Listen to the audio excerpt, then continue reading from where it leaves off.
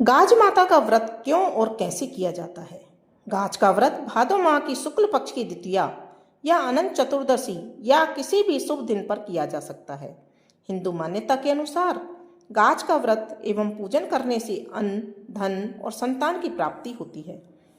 जानते हैं गाज का व्रत एवं पूजन और पूजा की विधि और प्रचलित कथाएं, जो कि हम इसी के साथ में अगले वीडियो में देखेंगे, तो उनको भी हम सुनेंगे।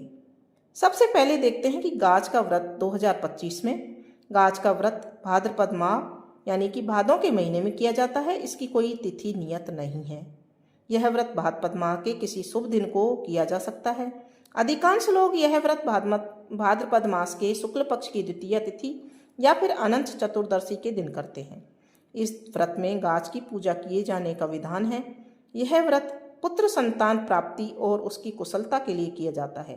हिंदू मान्यता के अनुसार पुत्र जन्म होने या पुत्र का विवाह होने पर गाज का व्रत एवं उद्यापन अवश्य ही करना चाहिए। इस वर्ष गाज माता का जो व्रत और पूजन है 25 अगस्त 2025 सोमवार के दिन या फिर भाद्रपद के किसी भी अन्य शुभ दिन अपनी इच्छा अनुसार किया जा सकेगा। गाज का व्रत एवं पूजन करने की जो संपूर्ण विधि है वो इस प्रकार से रहती है। व्रत के दिन प्रातःकाल स्नान आदि करके नित्य क्रिया से निवृत्त होकर स्वच्छ वस्त्र धारण करने चाहिए। पूजा के लिए दीवार पर घर की ज्येष्ठ बहू यानी कि बड़ी बहू या पुत्रवती स्त्री गाज का चित्र बनाएं। इसमें एक भील भीलनी और एक बच्चा बनाया जाता है। भील मिलने के सिर पर टोकरियां बनाएं। कुछ परिवारों में मिट्टी से गाज बनाकर उस पर जौ लगाए जाते हैं। कुछ परिवारों में कच्चे सूत के 3 धागे रखकर ही पूजा की जाती है। अधिकतर इस दिन अपने कुल देवता या कुल देवी की पूजा करते हैं।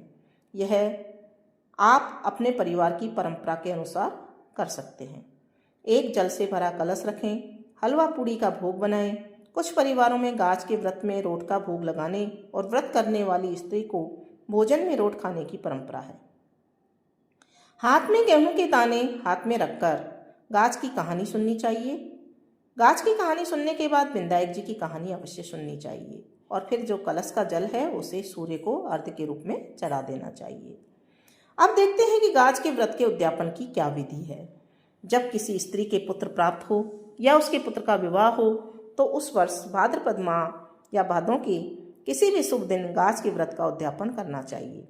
उद्यापन के लिए एक चुनरी पर 7 जगह 4-4 पूड़ी, हलवा और दक्षिणा के लिए पैसे रखें। फिर एक जल के कलश पर स्वास्तिक बनाएं। विधि के अनुसार गाज की पूजा करें और गेहूं के 7 दाने हाथ में लेकर गाज की कथा सुनें। गाज की कथा सुनने के बाद विनायक जी की कथा कहें या सुनें।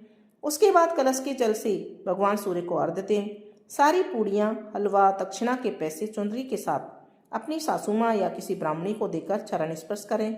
तत्पश्चात 7 ब्राह्मणों को भोजन करवाएं। 7 ब्राह्मणों को भोजन कराएं और उन्हें दक्षिणा देकर संतुष्ट करें और इसके बाद स्वयं भोजन कर लें।